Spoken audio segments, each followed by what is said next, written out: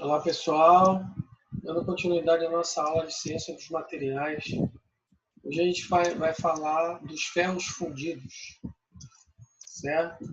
Essa importante liga da indústria metalmecânica que tem uma forte relação com o estudo dos aços também, né? Nós já vimos falando, né, dos ferros fundidos quando falávamos de aço, já que ele apresenta teores de carbono, uma liga ferro-carbono, né, e de silício, que a gente vai ver agora. Já também comentei sobre isso, chamada uma liga ternária, que possui acima de 2,11% de carbono. Então, isso caracteriza o ferro fundido, e é o que a gente vai ver aí a partir de hoje, certo? A partir de agora. Então,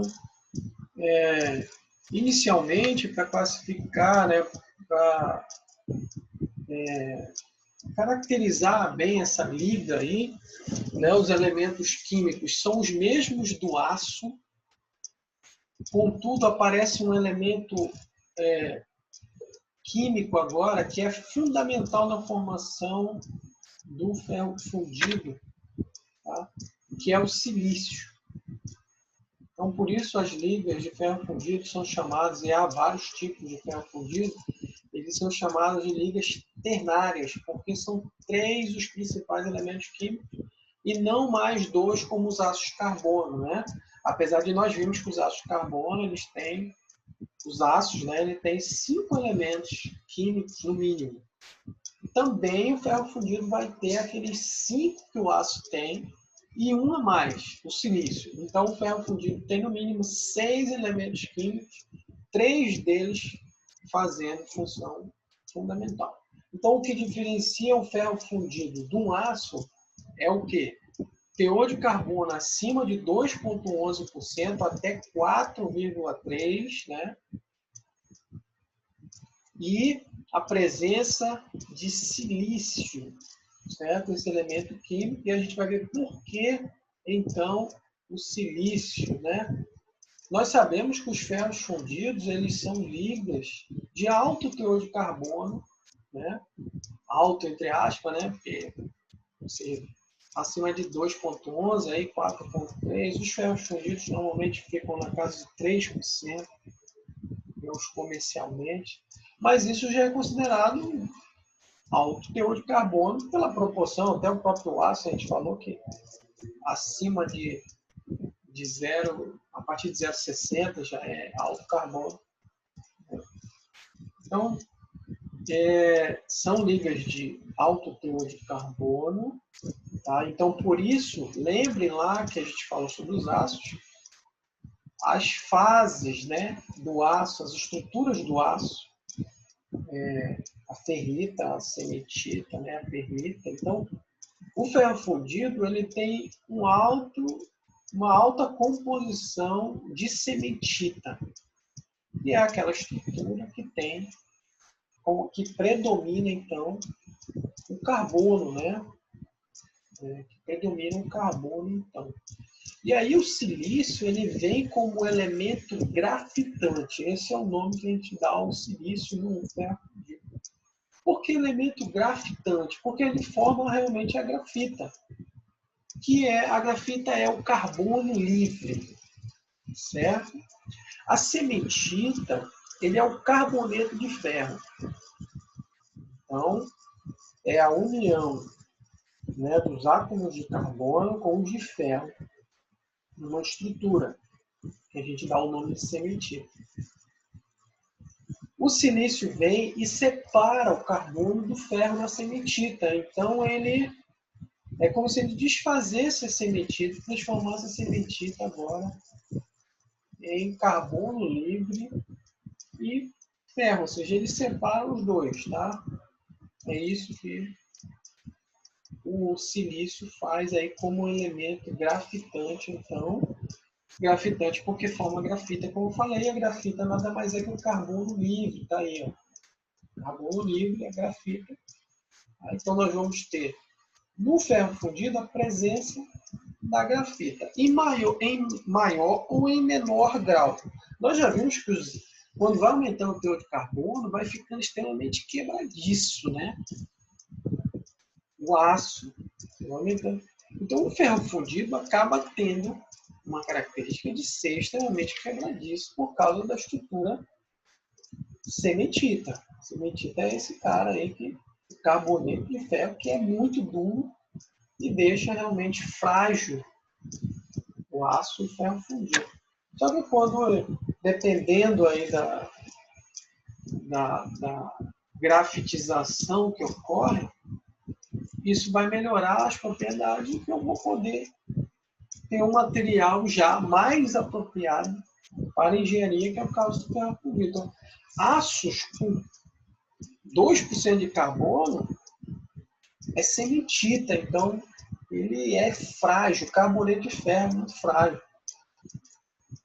Só que quando eu decomponho essa cementita, que é o caso do ferro fundido, ele começa a ser uma liga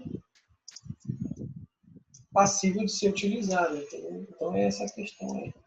Existe o cálculo então, de carbono equivalente, o silício ele aumenta ainda, é como se ele aumentasse o percentual de carbono, né?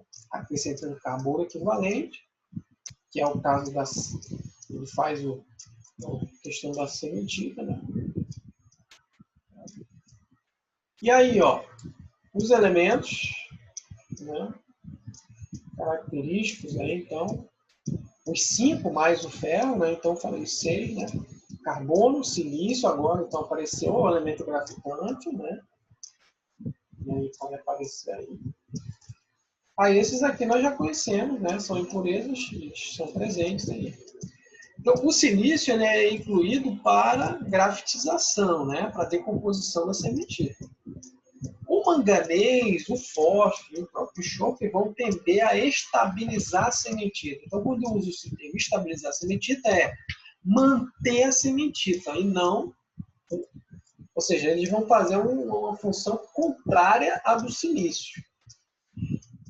Nessa questão de maior ou menor grau de grafitização, a gente já tem a formação, podendo ter a formação dos dois principais ferros fundidos, que são o branco e o cinzento, certo? O cinzento aí, que vai ficando mais cinza, né? Que é por causa da grafita, né? Então ele vai ficando cinza porque tem a grafitização, ele tem o maior percentual de grafita nele, porque o silício fez a função de grafitização. Então, o fundidor, quem fabrica o ferro fundido, né, trabalha com ele líquido para mudança dessa característica, né? O branco tem uma característica de ser mais duro, porque é cementita, como eu falei, né? Ele é cementita. O cinzento começa a ter propriedade, o branco praticamente ele não é usado, porque o branco é como se fosse um aço de altíssimo teor de carbono, digamos assim. Porque ele é cementita. Então, aquela mesma estrutura que tem no aço, só que no ferro fundido ainda tem maior quantidade. Ele começa a ser utilizado quando eu tenho grafitização, que é a decomposição da cementita, né? E aí é o ferro fundido cinzento, onde o silício grafitou, né, a cementita, certo? Decompondo.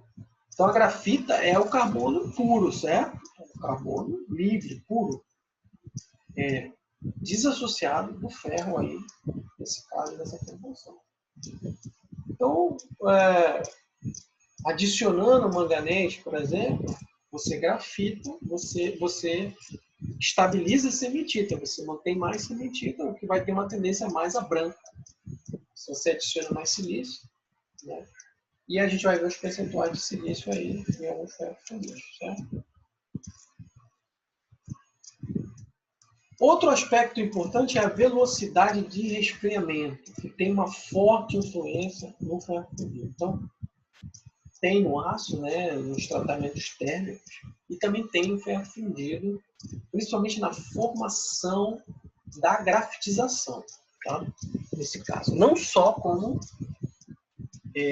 tratamento térmico em si, mas com a mudança da estrutura, que é o mesmo que acontece lá com o aço, na questão da austerização, a martensita, né, a baineta, as diferentes estruturas.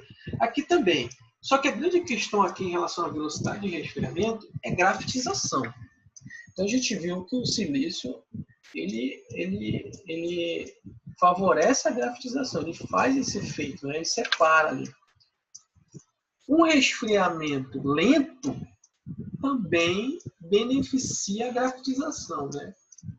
Porque separar o carbono do ferro leva um tempo. Então, um resfriamento muito rápido da liga de ferro fundido vai impedir a grafitização, que vai tender a formar um ferro fundido branco. Então, quando essa velocidade de resfriamento é mais lenta, tende a existir uma grafitização, o tempo é suficiente para ter grafitização sob o efeito do elemento químico silício. Então, aí favorece a formação de um ferro fundido cinzento. Okay? Então, essa é a grande questão. Então, o silício é importante na grafitização e a velocidade. Você pode ter teores de silício elevados, mas se você não tiver velocidade, se a velocidade de resfriamento for muito rápida, não tem tempo para que ocorra a grafitização. Então, ele vai se tornar um ferro fundido branco. E aí, para o ferro fundido, essa questão da velocidade de resfriamento tem muito a ver com a questão da moldagem, né? Porque ele está passando do estado líquido, na verdade, ele trabalhar no estado líquido, para o sólido. Então, essa velocidade de resfriamento não é igual lá no aço, que é uma temperatura de austerização ali, faixa de 800 graus. Acima da temperatura crítica lá de 727 graus. No ferro fundido, ele está no estado fundido, por isso chama ferro fundido. Então ele vem resfriando, solidifica, e aí ocorre a grafitização na solidificação.